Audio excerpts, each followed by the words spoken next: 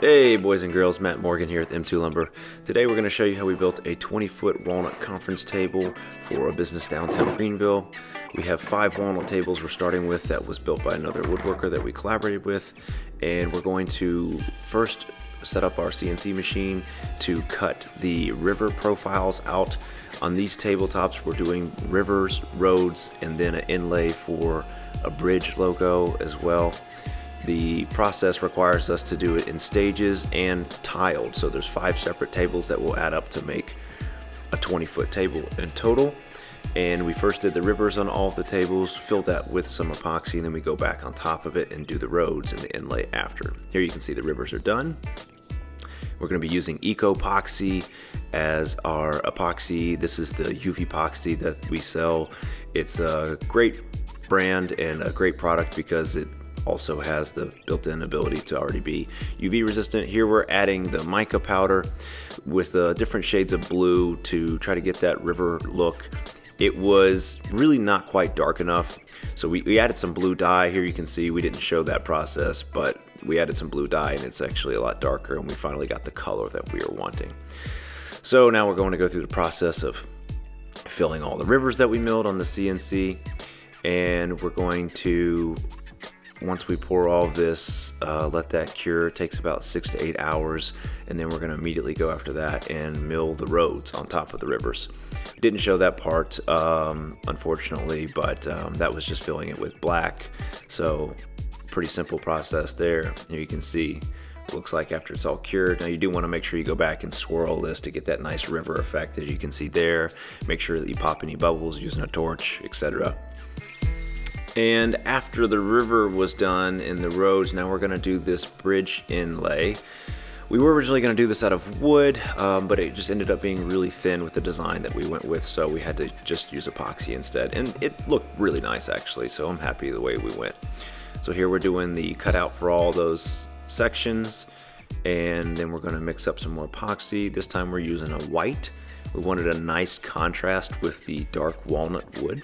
We thought white would be a good one. Again, we're using a dye here because it does a really good job at making a very dense color that's opaque. There you can see the roads that we didn't show, but the roads were completed in a previous step also. So pouring the white epoxy throughout the bridge carving.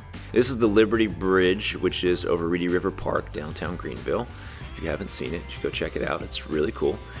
And yeah, the customer wanted this because the whole project idea was to show the South Main Street area, and the biggest iconic landmark in that area is the Reedy River and the bridge, so they wanted to make sure they included that as a good symbol of Greenville. And here we're just trying to make sure we get all the little nooks and crannies filled. It can be difficult sometimes when you have small, narrow channels like these, so we're going to pour epoxy all over it. And I know it looks like a big mess, but you'll see here in a little bit when we squeegee it off afterwards, it looks really clean, and you can't even tell that it was spilled all over the place. If you have a really soft wood, sometimes that can be a problem, but if you have a relatively dense wood that's sanded to a high grit, it's not usually an issue. So you can see that looks really nice, and then once you sand it all off, you can't even really tell.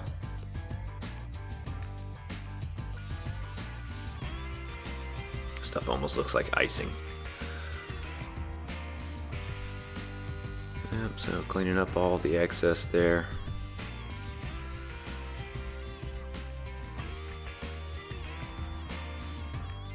And just going back and making sure that the narrow passages are filled up with enough epoxy. It is really important when you're doing something this large that you have the tabletops level.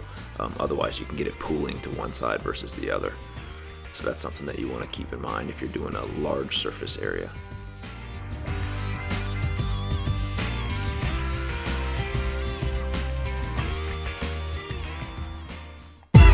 Yep, after that we sanded everything down. Here we're showing a quick wipe down with some mineral spirits, what the color looks like, just to check to make sure we didn't miss any spots. And then our partner put some finish on it and we delivered it to the customer.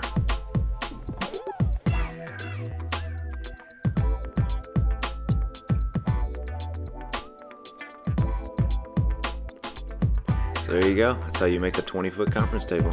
Thanks for watching, guys.